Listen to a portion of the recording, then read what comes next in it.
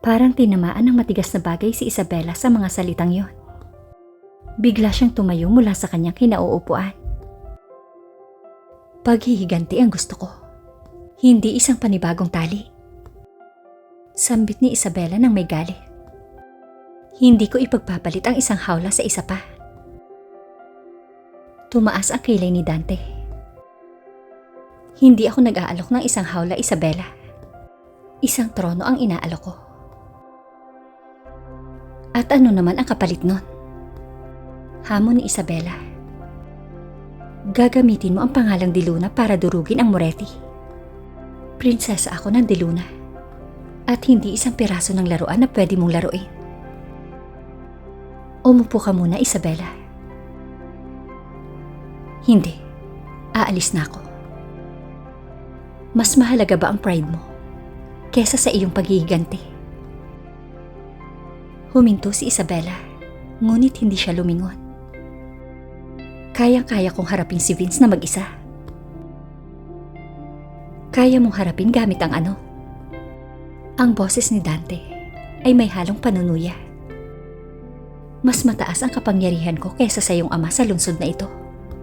Mas marami akong connection dito kesa sa kapatid mong lalaki. At si Vince, kahit medyo maliit lang siya, meron pa rin siyang mga ugat sa lungsod na ito. Hindi ko kailangan. Kailangan mo ng isang kaalyado, Isabela. Putol ni Dante kay Isabela. At ako ang tanging tao sa lungsod na ito na kayang sumira ng buo sa dati mong asawa. Dahan-dahang lumingon si Isabela.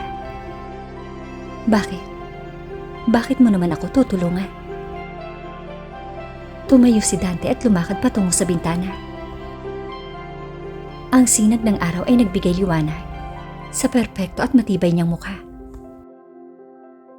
Sabihin na lang nating hindi ako komportable sa mga lalaking sinasaktan ang mga bagay na pag-aari ko. Isang bakas ng pagkamuhi ang sumilay sa mukha ni Isabela. Hindi kumikilos ang isang makapangyarihang tao batay sa moralidad. Mr. Dante Costello, sabihin mo sa akin ang tunay na dahilan. Lumingon si Dante sa kanya. Ang mga mata nito ay may kakaibang emosyon na hindi niya maintindihan.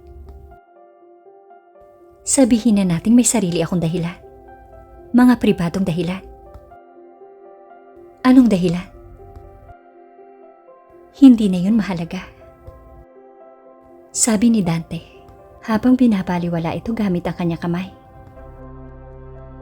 Ang mahalaga ay ang resulta. Magbabayad si Vince Moretti sa ginawa niya. Tinitigan ni Isabela ang mukha ni Dante. Sinusubukang hanapin ang anumang bahid ng kasinungalingan. At ano ang gusto mong kapalit? Simple lang, Isabela. Bumalik si Dante sa mesa. Isang alyansa, Isabela. Isang formal na pagkakaisa ng pamilya De Luna at Costello. Yun lang. Masyado itong mababaw. Masyadong madali. Hindi ako naniniwala sa iyo, Mr. Costello. Tumalikod si Isabela at umatras. Walang sino man ang gagawa para harapin ang Moretti.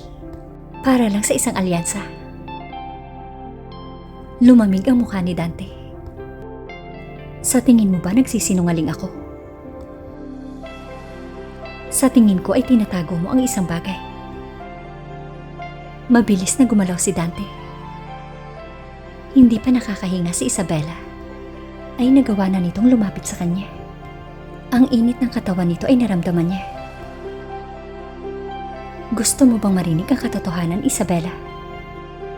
Ang boses ni Dante ay mababa. Napahinto si Isabela sa paghinga. Anong ibig mong sabihin? Ang katotohanan. Ramdam na ramdam ni Isabela ang mainit na hininga ni Dante. Ang katotohanan. Nang saktan ka ni Vince Moretti, siya mismo ang pumirma ng warrant para sa kanyang kamatayan. At ako ay narito para ibigay yon. Napahintong muli sa paghinga si Isabela.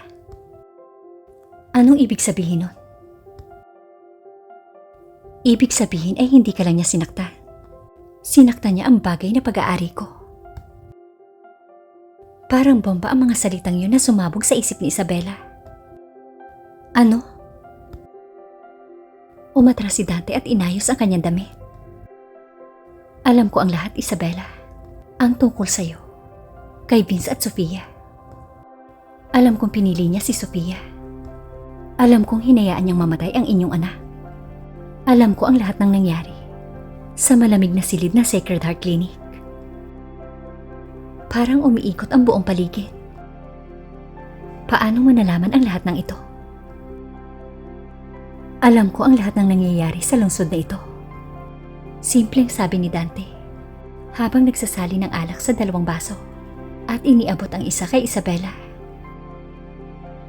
Sabihin na lang nating naghihintay ako. Naghihintay ng araw na makikita mo na ang halimaw na pinakasalan mo. Naghihintay na maging malaya ka sa kanya.